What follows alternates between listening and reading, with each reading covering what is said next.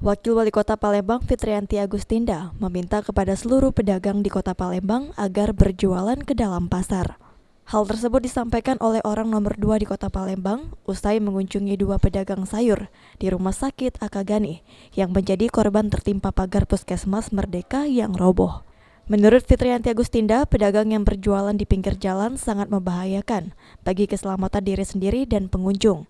Diharapkan dengan kejadian ini bisa diambil hikmahnya untuk menaati peraturan yang dianjurkan pemerintah Kota Palembang. Dan hikmah apa tentu yang bisa kita ambil, kita kan sudah sering menyampaikan kepada pedagang untuk betul-betul hati-hati dalam berjualan, terutama tempat-tempat yang memang di lokasi pasar, jadi betul-betul harus di tempatnya, jangan berjualan di pinggiran jalan, di trotoar.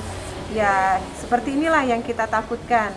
Oleh karena itu saya betul-betul menghimbau kepada seluruh pedagang dimanapun berada, khususnya di Kota Palembang, untuk berjualan di tempatnya, jangan asal, terutama bukan di tempatnya, terutama di pinggir jalan dan sebagainya, karena segala sesuatu bisa terjadi, bisa mencelakai, bisa melukai. Oleh karena itu sekali lagi hikmah yang bisa kita ambil supaya seluruh pedagang betul-betul bisa berjualan di tempatnya, jangan berjualan di sembarang tempat, karena sudah ada tempat-tempat yang sudah kita siapkan, di sana memang sudah peruntukannya adalah pasar.